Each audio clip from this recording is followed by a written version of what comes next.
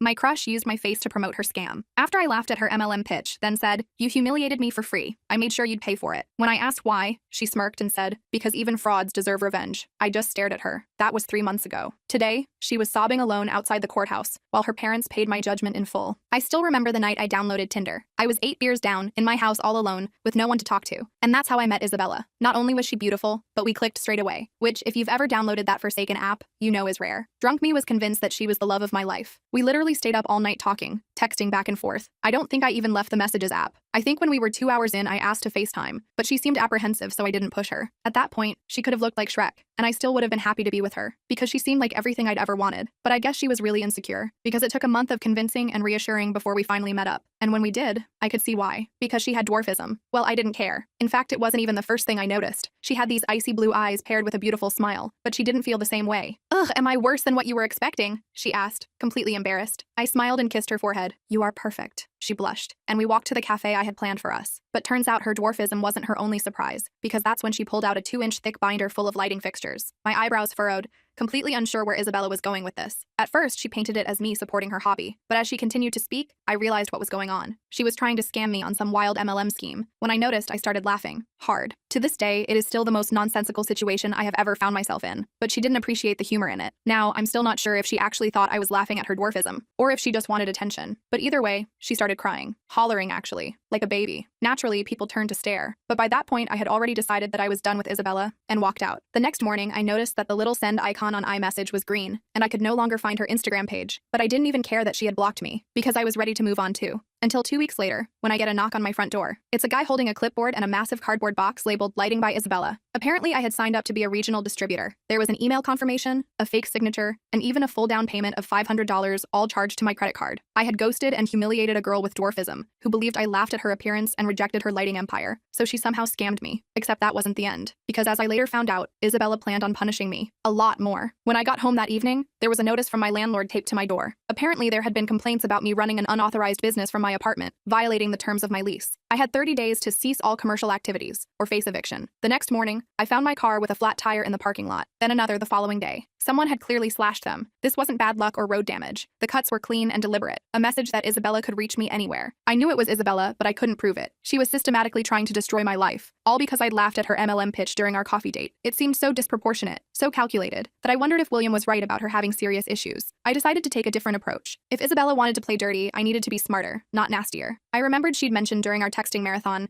that she hosted weekly webinars to recruit new distributors. With William's help, I created a fake identity, Elizabeth, a recently divorced woman looking for business opportunities, and signed up for the next webinar. The webinar was eye-opening. Isabella presented herself as a successful entrepreneur with a thriving lighting business. She showed doctored testimonials from satisfied distributors, including a photo of me that she'd taken from my social media, claiming I was making thousands in passive income. She promised unrealistic returns and used elevated pressure tactics to get people to sign up on the spot. Most importantly, she explicitly stated that distributors could use their personal credit cards to sign others up without their knowledge as a way to help them get started. A clear admission of the fraud she'd committed against me and others. I recorded the entire webinar, capturing every false claim and illegal suggestion. William put me in touch with a consumer protection blogger who specialized in exposing MLM scams. After verifying my story and evidence, the blogger published a detailed post about Lighting by Isabella and its fraudulent practices. The post wasn't viral by any means, but it started showing up in Google searches for the company. Former victims found it and added their stories in the comments. A few people who'd been considering joining backed out after reading it. Isabella's retaliation was swift and vicious. An anonymous email was sent to my company's general address, claiming I had a history of harassing women. Someone messaged my ex-girlfriend with fabricated stories about things I'd supposedly said about her after our breakup. My landlord received photoshopped images appearing to show damage I'd done to the apartment, but I was prepared this time. I'd warned my boss and HR about potential false allegations. I'd explained the situation to my landlord, showing him the evidence of Isabella's scam. I'd even reached out to my ex to give her a heads up that someone might contact her with lies. The tide was finally turning. Several of Isabella's victims who had shown up at my apartment agreed to provide written statements about their experiences. William introduced me to 2 other men who'd had similar experiences with Isabella and her various businesses. We compiled all our evidence, the fraudulent charges, the edited screenshots, the recorded webinar, the witness statements, and filed a small claims lawsuit against Isabella for fraud and defamation. The day of the small claims court hearing finally arrived. I barely slept the night before, going over all the evidence one last time. William met me for coffee beforehand to help calm my nerves. He'd been through this before and knew what to expect. Just stick to the facts, he advised, stirring his Americano. Don't let her bait you into an emotional response. The judge will see through her act if you stay calm. I nodded, my stomach in knots. The courthouse was an imposing brick building downtown, nothing like the casual settings of TV court shows. I wore my best suit, the one I usually saved for job interviews, hoping to make a good impression. expression. As William and I walked up the steps, I spotted Isabella waiting near the entrance. She was alone, wearing a conservative blue dress that made her look smaller and more vulnerable than I remembered. Our eyes met briefly before she looked away, her expression unreadable. The courtroom was smaller than I expected, with wooden benches and fluorescent lighting that hummed overhead. When our case was called, Isabella and I approached the front. She immediately played up her height difference, making a show of struggling to see over the table. The judge, an older woman with silver-rimmed glasses and a no-nonsense expression,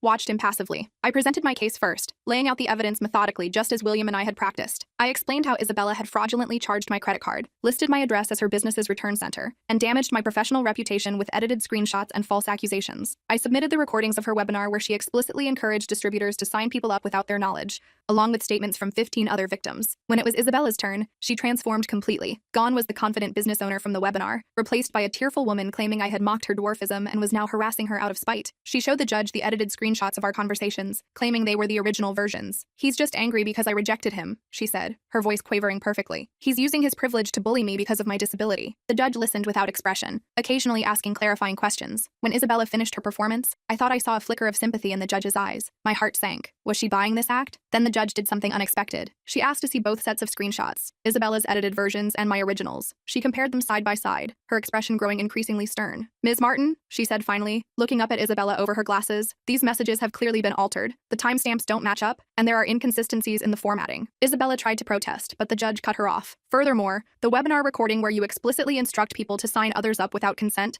constitutes admission of fraud." The judge ruled entirely in my favor. Isabella was ordered to pay back the $500 she'd fraudulently charged to my card, plus an additional $2,000 in damages. She was required to remove all content using my name or likeness from her website and social media, cease listing my address as a business location, and retract her false statements about me publicly. Isabella's face hardened as the judgment was read. When the judge finished, she turned to me with pure hatred in her eyes. "This isn't over," she hissed before storming out of the courtroom. William clapped me on the shoulder as we left. "Congratulations, man. It's rare to get such a clear win in these cases." I should have felt elated, but Isabella's parting words left me uneasy. "You think she'll actually comply with the judgment?" William shrugged. "She might try to appeal, but it won't go anywhere. The evidence was too solid." He was right about the appeal. Isabella filed one the next day, claiming the judge was biased against people with disabilities. It was denied almost immediately, but that didn't mean she gave up. Over the next week, I received dozens of pizza deliveries I never ordered. My email was signed up for hundreds of spam lists. Someone even tried to access my bank account, thankfully unsuccessfully. It was annoying but manageable. I changed my passwords, set up two-factor authentication on everything, and started recording all the harassment for potential future legal action. The real victory came when I returned to work. HR had completed their investigation and found no evidence of wrongdoing on my part. My boss, Robert, actually apologized for how the situation was handled. "We should have given you more benefit of the doubt," he admitted as I settled back at my desk, "especially given your track record here." My coworkers welcomed me back warmly, though I noticed a few still gave me sideways glances in the break room. Reputations are easier to damage than repair, I guess. Still, it felt good to get back to normal, focusing on network security issues that seemed refreshingly straightforward compared to the chaos of the past month. The angry customers stopped showing up at my apartment too. Isabella had finally removed my address from her website, replacing it with a P.O. box. I still had all those lighting fixtures cluttering my place though. I ended up donating most of them to a local theater company for their set designs. They were actually pretty excited about the weird collection of lamps and sconces, even if they were cheaply made. Some of my friends who had distanced themselves after seeing Isabella's posts started reaching out again. My buddy Mike texted to ask if I wanted to grab beers and catch up. My college roommate Quinn, who had sent me a pretty nasty message believing Isabella's lies, called to apologize. I forgave them both. It was easier than holding grudges, and honestly, the edited screenshots had looked pretty damning. Not everyone came back around though. My friend Taylor, who works with disability advocacy groups, still believed I had mocked Isabella's dwarfism. A few acquaintances continued to view me with suspicion. I decided to let it go. You can't control what everyone thinks of you. The most unexpected development came about a month after the court case. I was grocery shopping when a woman approached me in the produce section. She looked vaguely familiar, but I couldn't place her at first. "Jordan?" she asked hesitantly. "I'm Jamie. My fiancé Casey and I came to your apartment about the wedding lights." I remembered them then. The young couple who'd been scammed out of $1,000 for their wedding reception lighting. "Oh, right. How did the wedding go?" Jamie smiled. "That's actually why I wanted to thank you. After we talked to you, we joined your lawsuit as witnesses. Isabella actually refunded our money after the judgment. We were able to get proper lighting just in time." She showed me wedding photos on her phone. The venue looked beautiful,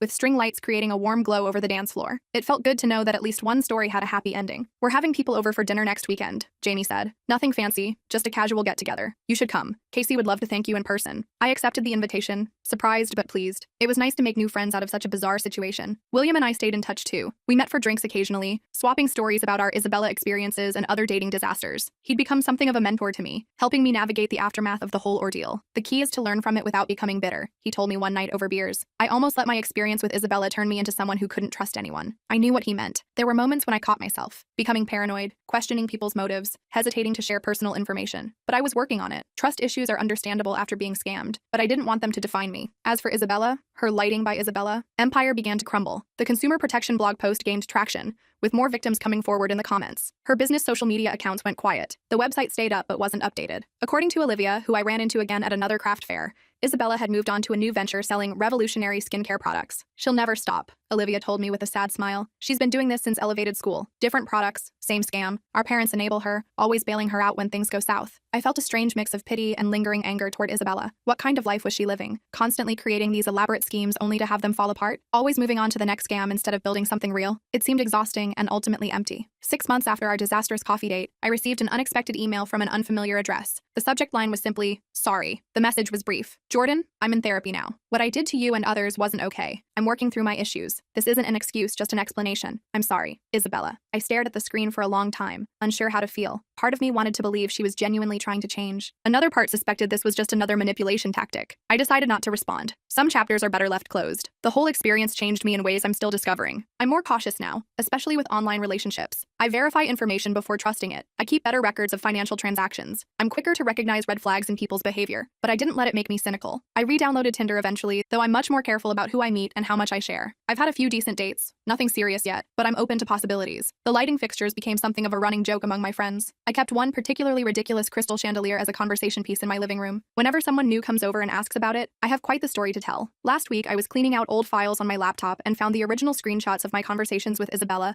before everything went sideways. Reading through them was strange, like glimpsing an alternate timeline where things could have been different. There were genuine moments of connection there, jokes that made me smile even now, shared interests that seemed so promising. It made me wonder briefly what might have happened if she'd just been honest from the beginning. If she'd shown up to our date without the MLM pitch, just as herself, I might have really liked her. Height differences don't matter much when you connect with someone's mind, but that wasn't the path we took. Instead, I got a crash course in fraud, small claims court, and reputation management. Not exactly the romance I was looking for when I drunkenly downloaded Tinder that night, but definitely a story worth telling. William tells me I should write a book about it. Maybe someday I will. For now, I'm focused on moving forward, rebuilding the parts of my life that got damaged in the Isabella storm, and being a bit more careful about who I swipe right on. Oh, and I finally got rid of the last box of lighting fixtures last weekend. Gave them to a friend who's renovating his basement. He knows they're cheap knockoffs, but as he put it, free is free, and they still light up. Sometimes that's all you can ask for. Something that works, even if it comes with a complicated backstory.